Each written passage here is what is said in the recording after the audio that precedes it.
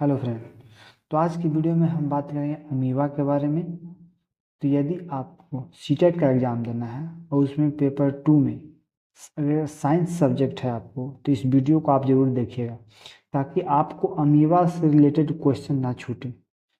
तो यदि यह वीडियो आपको अच्छा लगेगा तो लाइक और सब्सक्राइब जरूर कीजिएगा। तो चलिए वीडियो को शुरू कर लेते हैं। तो अमीबा आप देख पा रहे होंगे, इसका स्ट्रक्चर ये एक कोशिकीय होता है। कैसा होता है? एक कोशिकीय होता है। तो आप इस चीज को याद रखिए, ये एक कोशिकीय होता है, ठीक है। इसका कोई निश्चित संरचना नहीं होता है, ठीक है। इसलिए इस कहीं से भी ये फिंगरनुमा स्ट्रक्चर ये निकाल सकता है, ठीक है, कहीं से भी निकाल सकता है। इसको कहते हैं पदाव। क्या कहते हैं? पदाव। यहाँ से क्वेश्चन आपको पूछा जाता है, पदाव। पदाव कहते हैं इसको। इसको कृत्रिम पाव भी कहते हैं। क्या कहते हैं? कृत्रिम पाव। तो इस चीज को भी आप याद रखिएगा, इसको कृत्रिम पाव कहते हैं। अब ये पदाव का काम क्या है? गति देना। क्या करना? गति देना और भोजन पकड़ना। भोजन पकड़ना इसका कार्य है पदाव का। तो इस चीज को भी आप याद रखिएगा। आप ये जान गए कि एक कोशिकीय होता है, इसका फिंगरनुमा स्ट्रक्चर होता है जिसको पदाव कहते हैं, उसको कृत्रिम पाव भी कहते हैं। तो इस चीज को भी आप याद रखिएगा। पदाव का काम क्या है? तो गति देना और भोजन पकड़ना, इसका यही काम है पदाव का, ठीक है। भोजन पकड़ने के लिए इसका कोई निश्चित एक अंग नहीं होता है, ये कहीं से भी भोजन को पकड़ लेता है।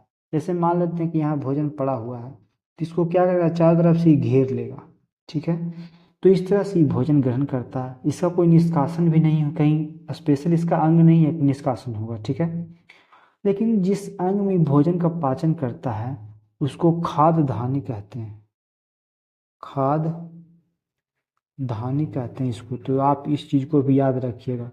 यहाँ भोजन का पाचन करता है अमीबा, ठीक है। यहाँ भोजन का अमीबा पाचन करता है जिसको खाद्य धानी कहते हैं, पदाव कहते हैं। किसको कहते हैं? पदाव, आपको बता दिए हैं। और इस पदार्थ को कृत्रिम पाव भी कहा जाता है, इस चीज को भी आप याद रखिएगा। पदार्थ का काम क्या है, इस चीज को भी आप याद रखिएगा।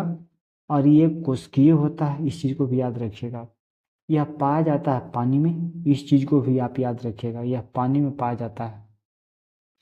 और पानी में पाने के साथ साथ इसमें और क्या होता है वो जान लेते हैं, ठीक है। ये अलैंगिक जनन करता है। कैसा जनन करता है, इस पॉइंट को भी आप याद रखिए। अलैंगिक जनन। कैसा? अलैंगिक। अलैंगिक जनन भी करता है, ठीक है। तो इस चीज को याद रखिएगा। यानी कि द्विविखंडन। कैसा? द्विविखंडन। द्विविखंडन। तो इस चीज को भी आप याद रखिएगा, ठीक है।